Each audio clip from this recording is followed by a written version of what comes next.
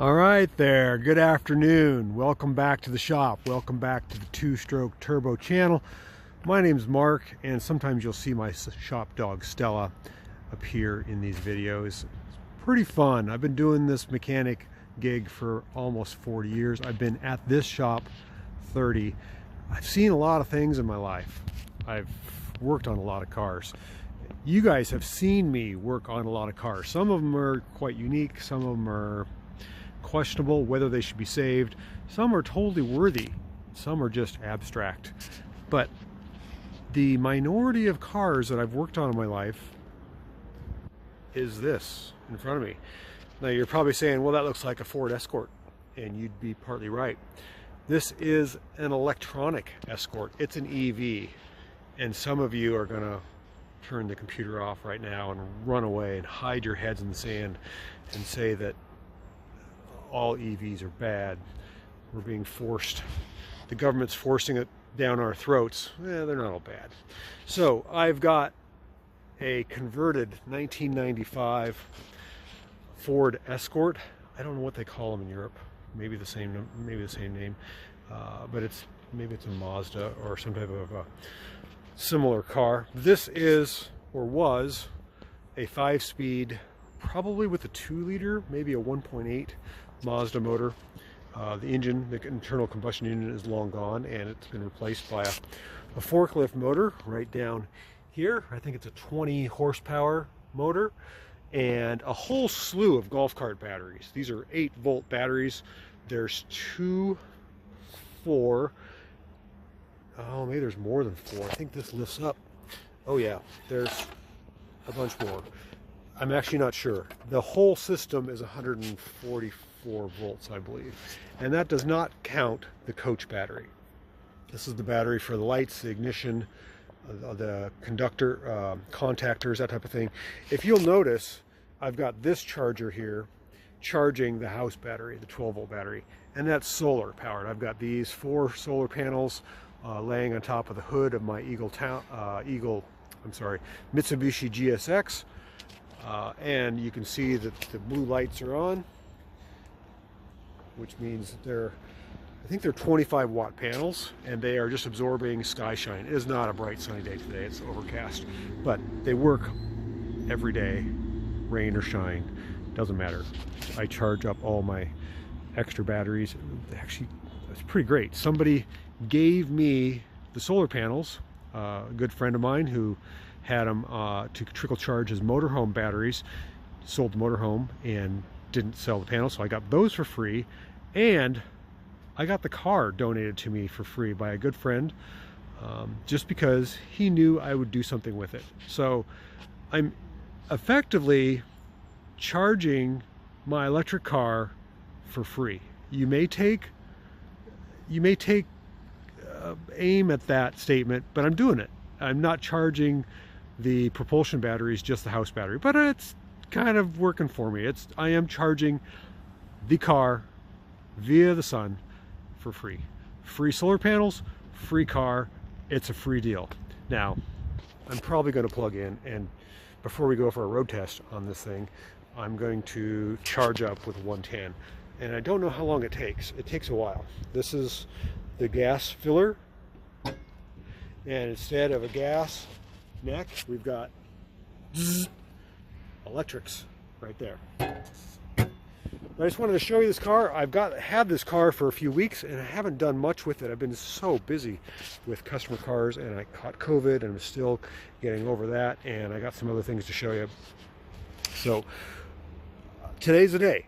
You're going to meet Electra, the electric Ford Escort. So let me just give you kind of a walk around tour a little bit here. I mentioned how many batteries we had in the front trunk, and I'm going to move this out of the way. I've gone through already, and I've done a little work. I've tightened up all the contacts. They were loose and creating corrosion. As you can see, the cauliflowering there. I still got to clean that up. Now let's lift this wooden. Okay, so we've got 4 batteries down below, 2 up above. The house battery doesn't count. And let me open the rear hatch. How do I open the rear hatch? I think I have to use the key to do it. There's no button. So, let's look at the dash while we're here. Let me pull the key out. The buzzer still works. Instead of a tachometer, we have 2 gauges. One is a volt gauge, tells us the maximum voltage of the battery pack, and the other is an amp gauge. So when you step on the throttle, you can see how much juice you're using. I'm going to turn the car on here for a second. I'll put the key in the ignition, turn the key on, and you can see at rest here we've got about 100 volts. A little more than 100. And no amps because we're not using any power. There's no heater because the air conditioning and the heat has been eliminated. There's no way to run hot water, so there is a dash-powered electric defroster in its place. The car does have airbags, and I'm assuming the airbags work, but I don't know. It looks like maybe the airbags have been defeated because... Oh no, there's the airbag light right there. It does have airbags, and it appears they work, so that's awesome. It has crank windows, and most importantly, it has a 5-speed, a functional 5-speed with a clutch. It's pretty darn cool. Let's open the back, and I'll show you what's in the back. I think the horn works. Yeah, it does. It also has the motorized seat belts. Let's see if that... No, I think the key's got to be in the ignition. I'm going to go back here to the trunk. And I'm going to stick the key in.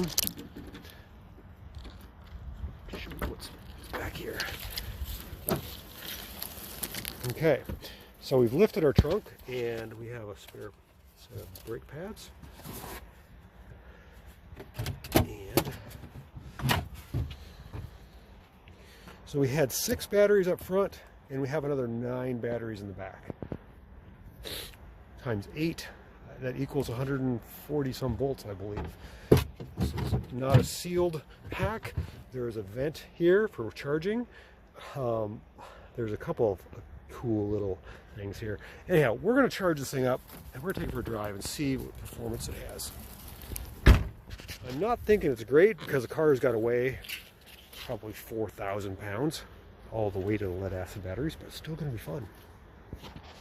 Stick around. Let's get it charged up, take it for a drive. Well, I said I was going to charge it up, but it's a nice sunny day. I think there's enough voltage in the main pack that we can take it for a drive. I'm going to set this over here and charge one of my other batteries. There we go. Charge that up, let the sun cook on that for a while. And we're going to shut this thing down. It does have wipers. It has a vacuum assist for the power brakes. It's got everything. I mean, it's old, but it's functional. So let's pull the prop rod, shut the hood, shall we? Get that shut. Let's see what this bad boy can do. Okay. Okay. All right. So we're going to take the brake off, put our key in the ignition, turn the key. You'll notice the motorized seatbelt just went from there to there, so that does work.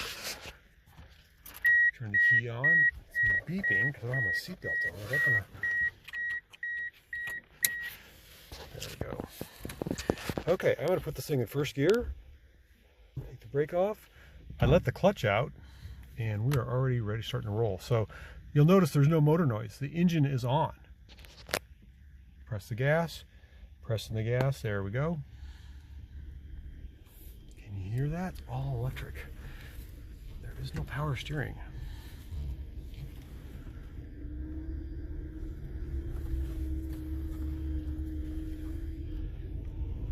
That's pretty cool. First gear, and there's no, I don't need to push the clutch in. It's in gear. Let's just do a quick little round the block thing here. I'm going to give her the beans. Okay, watch our amp gauge go up. Okay, so that's 200 amps. Speedometer's working. Look at that. Now we're in first gear. What if we go to third gear? Oh, power steering would be really nice. It's not happening. So yeah, what if third gear? Okay, so I'm going to push the clutch in.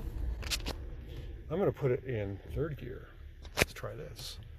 Let the clutch out. See if it'll take away. Oh, it's kind of jerky. A little jerky. Does not have any acceleration. I'm floored. First gear is much better. Okay. That's pretty cool.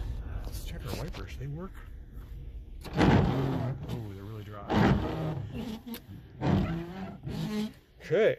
Well, I'd like to charge this thing up because I saw the voltmeter drop down to about 90 when I gave it full beans. Turn it off. Super quiet. We didn't use any gasoline at all. Notice how that seatbelt went down? Let's try that again. Oh, what the? There we go. Goes back up the way it should. And if I open the door, it should go. And it does. Let me out. All right.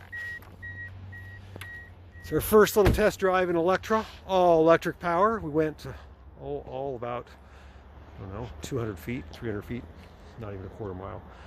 We'll get braver as we charge it up and figure out the long range on this. I'm not expecting that it has really long range. I'm thinking 30 miles and a lot of weight. But if we could get rid of the lead acid batteries and put in lithium, oh, this thing would be a rocket. Thanks for watching. We'll catch you on the next video. I hope you enjoyed this. Our first real look at a homemade electric car on this channel. Take it for what it is. It's the wave of the future right there.